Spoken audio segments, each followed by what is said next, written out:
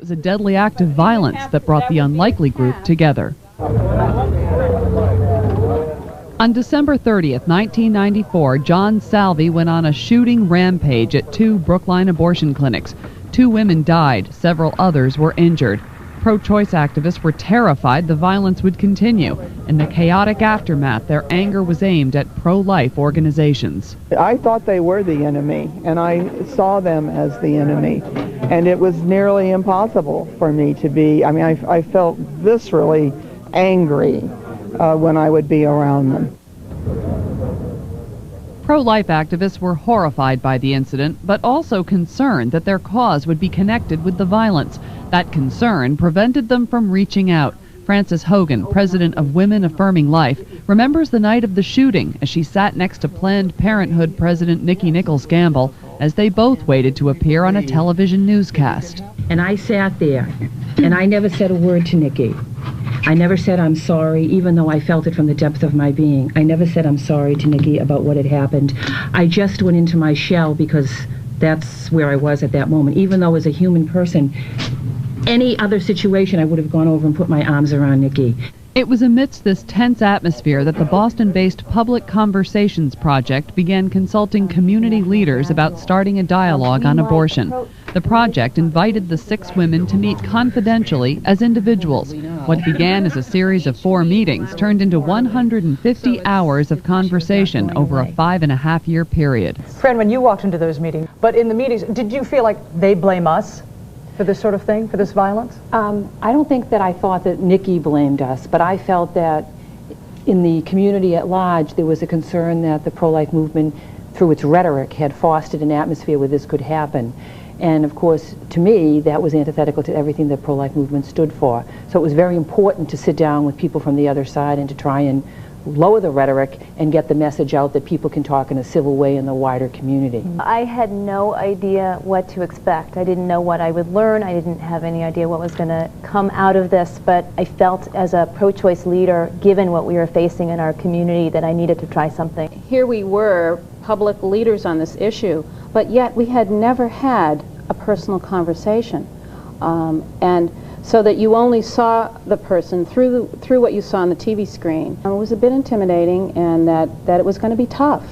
I think the biggest thing in the early part of our dialogue was just coming to terms on the language. How are we even going to talk to each other? But we decided that in order to show respect for each other, that we ought to call the other what that person wants to be called.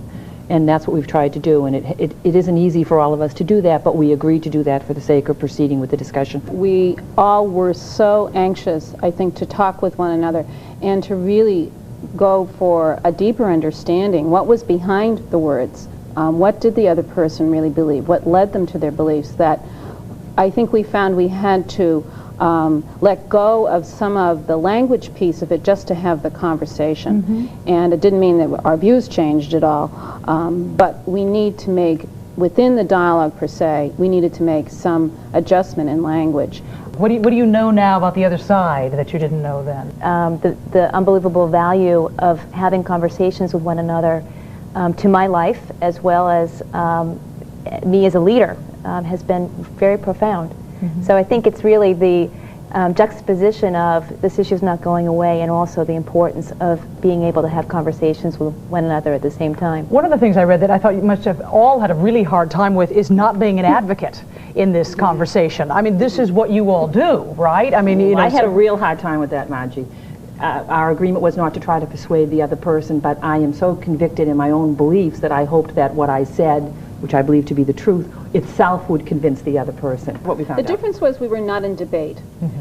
This was very different.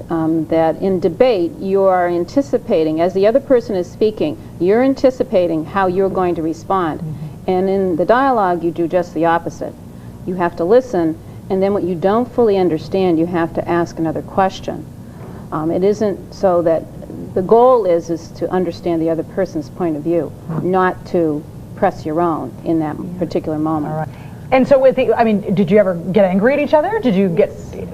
Oh, we had some very fiery moments. Those conversations were the least interesting. What's interesting is to actually find out what it is we don't understand and to get into that place where I actually have found, there's things that I'm actually curious about, how you come to that position and where you're coming from. And well, I think the ground rules really enabled us to have this conversation, and so if we had a particularly, I think, tough time talking about what pro-life people call a partial birth abortion, and we were pursuing that over many sessions, and it was painful. It was really painful going.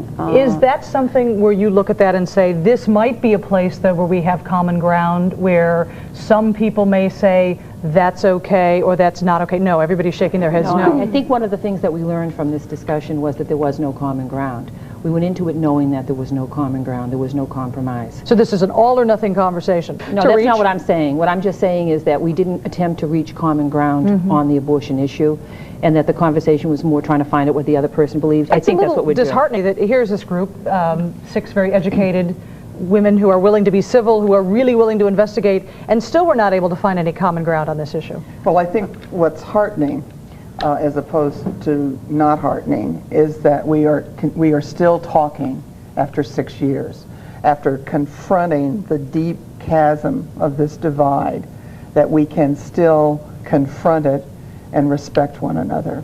And we're still willing and interested and able to learn from one another. And we still care about one another. I have a lot of hope, actually, from my experience. I don't think it takes everybody 5 years to have this dialogue.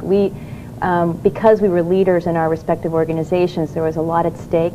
Yeah, I think we place, in these kinds of things, we're looking that the value would be that we found common ground or that there was agreement.